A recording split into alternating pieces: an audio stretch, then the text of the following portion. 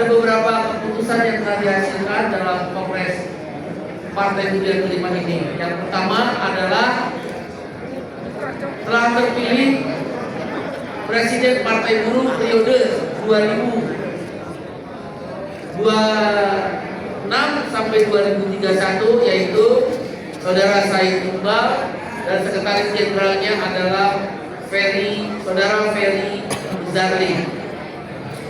Selain itu, Kongres juga telah memutuskan beberapa hal terkait dengan isu, antara lain, satu, Partai Buruh menolak intervensi independensi Bank Sentral atau Bank Indonesia.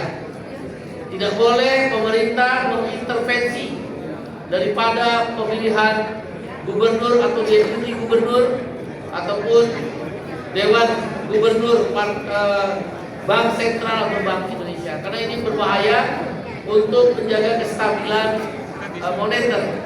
Pemerintah melalui Menteri Keuangan adalah kestabilan fiskal, sedangkan kestabilan moneter kita serahkan kepada Bank Sentral atau yang kita namakan Bank Indonesia.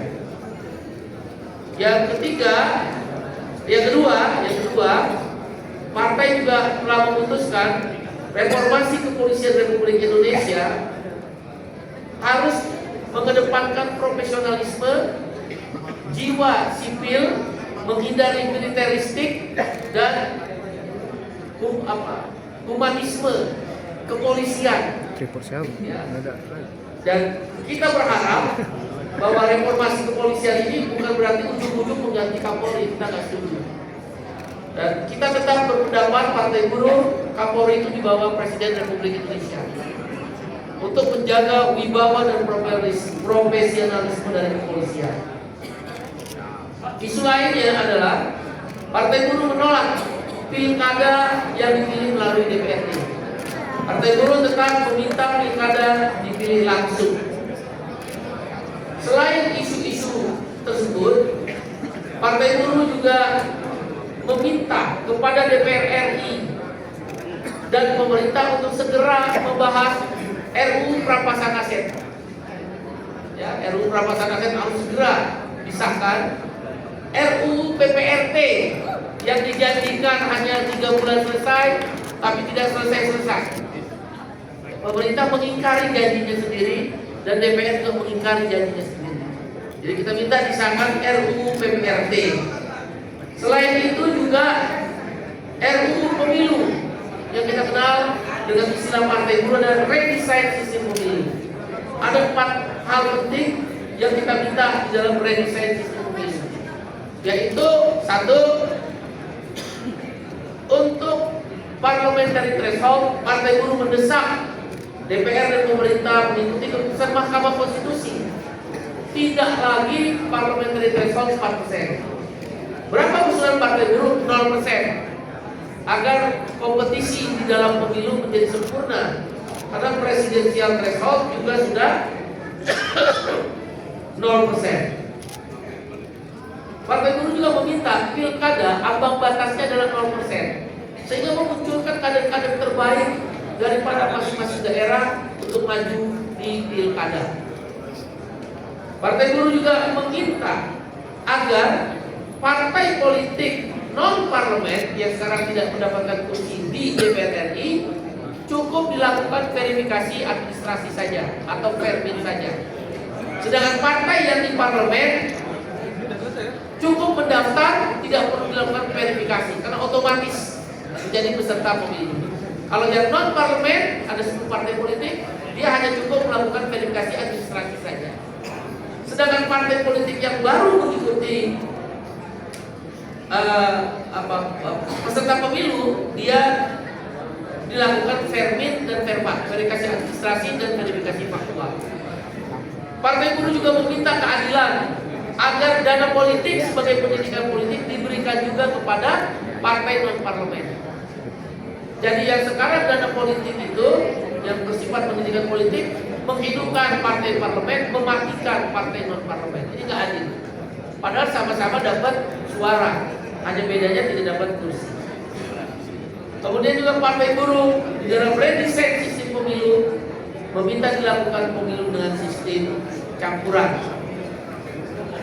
Hal lain yang juga dibahas dalam keputusan Kongres ini adalah Partai Buruh mendesak Gubernur DKI Jakarta untuk memberikan upah minimum dengan yang layak dengan merevisi UMP DKI 2026 menjadi 100% KHL 5,89 juta rupiah per bulan dan UMSP DKI 5% di atas KHL DKI. Karena Jakarta adalah kota yang mahal, berdasarkan survei biaya hidup BPS 15 juta rupiah per bulan. Berdasarkan pendapatan per kapita, Bank Dunia mencatat Jakarta lebih mahal dari Moskow, Jakarta lebih tinggi daripada Beijing, Jakarta lebih mahal daripada Hanoi, bahkan Sydney, yaitu 21.000 US dollar per tahun pendapatan per kapita atau 28 juta rupiah per bulan. Berarti orang hidup dengan UMP 5,73 juta rupiah hanya bisa hidup 7 hari. Jadi kita orang Jakarta hidup 7 hari, 23 hari lainnya itu terserah kata pemerintah DKI. Dan mendesak Gubernur yang biasa disebut KDN, Gubernur Jawa Barat, mengembalikan SK UMSK di 19 kabupaten kota sesuai dengan yang direkomendasikan oleh Bupati dan Wali Kota. Bila ini tidak dilakukan oleh Gubernur DKI dan Gubernur Jawa Barat, maka bisa dipastikan buruh Jawa Barat dan DKI dalam waktu 10 hari ke depan atau paling lambat 2 minggu ke depan akan terus aksi ke jalan lagi ke Istana Negara atau ke DPR RI. Dan PT UN akan didaftarkan hari Senin karena ternyata batas jawaban dari Gubernur DKI dan Gubernur Jawa Barat adalah hari Jumat. Jadi hari Senin baru dimasukkan gugatan melalui e-court namanya. Jadi bukan datang ke PT UN, e-court. Pada sidang PT UN terhadap UMP DKI dan UMSK Jawa Barat akan ada aksi besar-besar buruh Jawa Barat dan DKI di Jakarta dan di Bandung. Tapi akan didahului dengan aksi puluhan ribu buruh Jawa Barat dan DKI ke Jakarta kembali. Hal lain juga yang dipersoalkan oleh Partai Buruh adalah persoalan tentang bencana alam Sumatera adalah akibat rusaknya lingkungan. Karena itu Partai Buruh menyerukan penangkapan terhadap para aktor-aktor yang menyebabkan terjadinya banjir dan longsor di Sumatera. Nggak boleh dibiarkan sampai hari ini nggak jelas siapa yang ditetapkan tersangkanya. Sampai aktor-aktor intelektualnya. Partai Buruh menuntut pemerintah berlaku adil kepada rakyat yang terkena dampak daripada bencana Sumatera, tidak hanya memberikan bantuan material, yaitu dalam bentuk penjara seberat-beratnya pada perusahaan lingkungan itu. Ya, tidak bisa berhenti di 22 perusahaan yang dinyatakan ditutup. Kita nggak butuh perusahaan ditutup, di penjara pemilik perusahaan. Isu lingkungan hidup adalah isu yang sangat krusial bagi Partai Buruh. Begitu pula terhadap korupsi di Pertamina, korupsi di lembaga-lembaga lain yang ditangani oleh Kejaksaan Agung sampai hari ini tidak jelas. RC misal, inisial RC sampai hari ini belum ditangkap juga. Partai Buruh mendesak pemerintah menangkap RC segera sebagai terduga korupsi ratusan triliun. Partai Buruh peduli kepada persoalan anti korupsi dan harus memperkuat KPK sebagaimana KPK di awal. Dan yang terakhir, Partai Buruh mendesak pemerintah untuk melindungi pekerja informal. Tidak boleh lagi ada penggusuran pedagang kaki lima. Tidak boleh ada pengenaan pajak terhadap usaha menengah kecil dan mikro (UMKM). Tidak boleh ada hal-hal yang memberatkan aturan-aturan kepada pelaku UMKM.